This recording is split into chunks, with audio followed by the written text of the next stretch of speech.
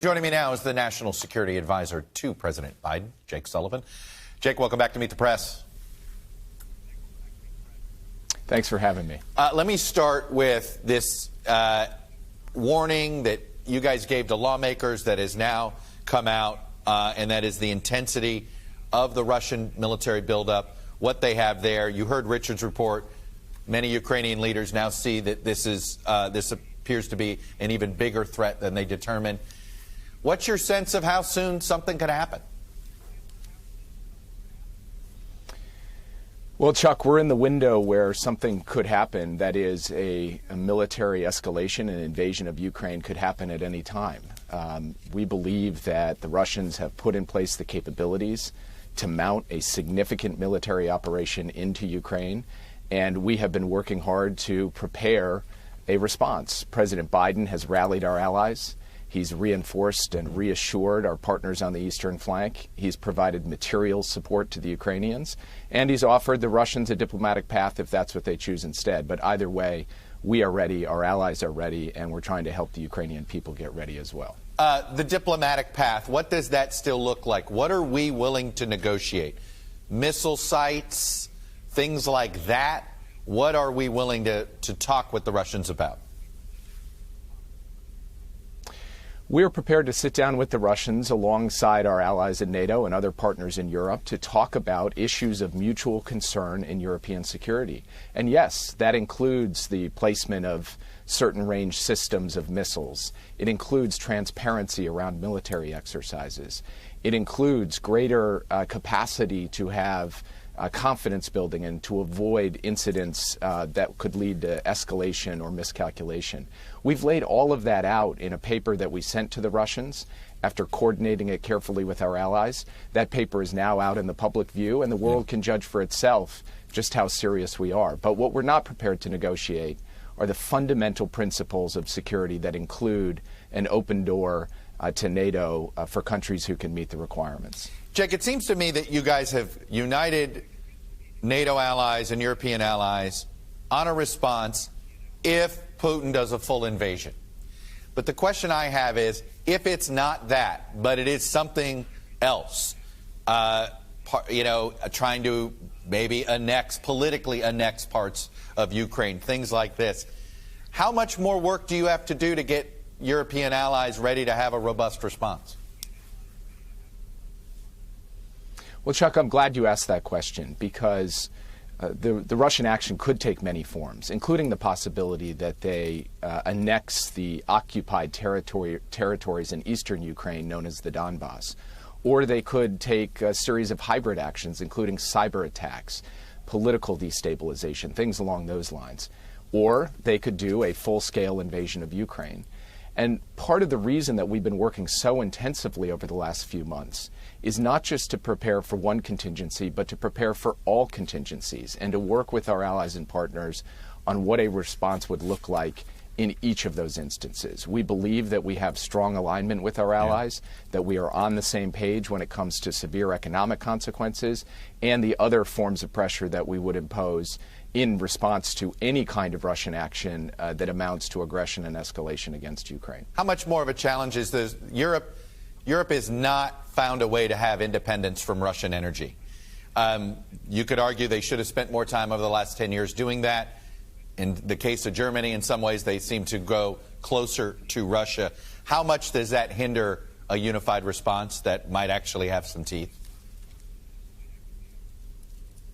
We believe that the Europeans intend to step up and impose severe costs and consequences. But again, you've asked a great question because it is true that Europe has distance to travel when it comes to weaning themselves off of Russian gas and diversifying their energy supplies. President Biden has directed his team to look to find from other places in the world LNG, liquefied natural gas cargoes that can be sent to Europe in the event of a contingency, so that the United States' help to Europe isn't merely in the deployment of troops or the supply of economic aid, that we can help coordinate the delivery of gas to keep Europeans warm through the rest of the winter. That work is well underway, and President Biden and Chancellor Scholz will discuss it further tomorrow when the chancellor is here in Washington. Last week I had Senator Rob Portman, Republican senator from Ohio, on, who I know has been basically been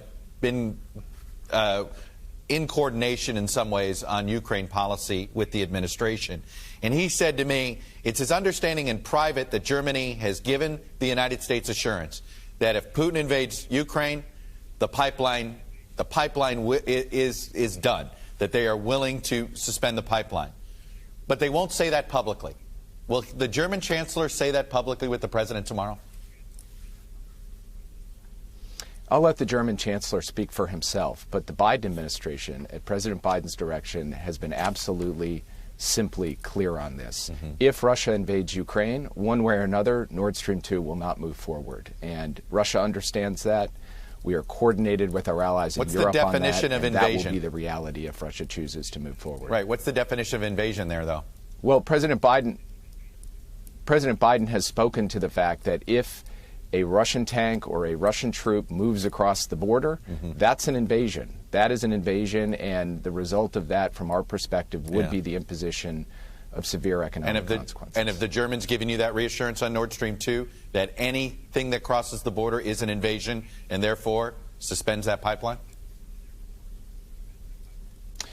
I'm not going to get into our diplomatic discussions with the Germans because I think it's important that we be able to coordinate with them. What I can tell you flatly and plainly one more time is one way or the other, if that happens, Nord Stream 2 will not move forward. Got to ask you about the Olympics here. We tried to organize a diplomatic boycott.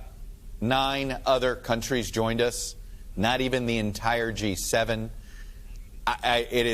We've talked about Germany. We know why they're not perhaps on board here. France either. How disappointing is it that this is the West? These are the 10 countries that seem to prioritize human rights, while many other of our allies apparently prioritize economic ties more than human rights?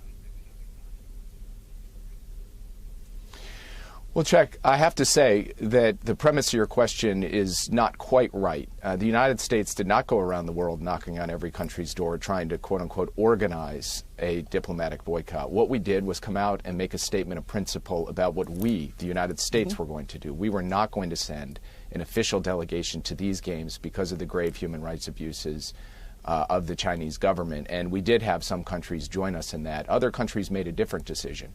But if you look at the broad level of alignment with our European partners, with the Quad, with our Asian allies, you can see like-minded democracies coming together on a range of challenges that China poses, whether it's in the realm of military aggression or in the realm of economic coercion or in the realm of human rights. And our statements at the G7, our work at NATO, our work through the Quad has all laid that out. And we stand a year into this administration stronger and more united with our allies when it comes to China than we have been at any point in recent memory. Would China be in line for any punishment if they help Russia get around sanctions? Well, the sanctions that we're going to impose will, in fact, have an impact on China because they will go at the financial system of Russia, which, of course, engages the Chinese economy as well. And so China will have a choice whether or not it complies with the sanctions, or if it chooses not to comply, then, of course, there are penalties that accrue to that. But fundamentally, from our perspective, we believe that Beijing will end up owning some of the costs of a Russian invasion of Ukraine, and that they should calculate that as they consider their engagements with the Russian government over the next couple of weeks. Do you have any reason to believe that Xi advised Putin not to do this?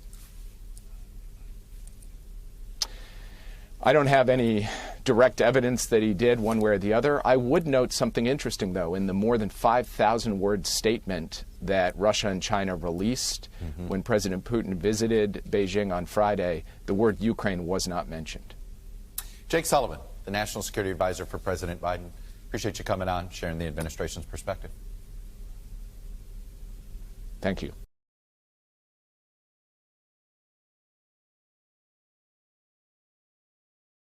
Thanks for watching our YouTube channel. Follow today's top stories and breaking news by downloading the NBC News app.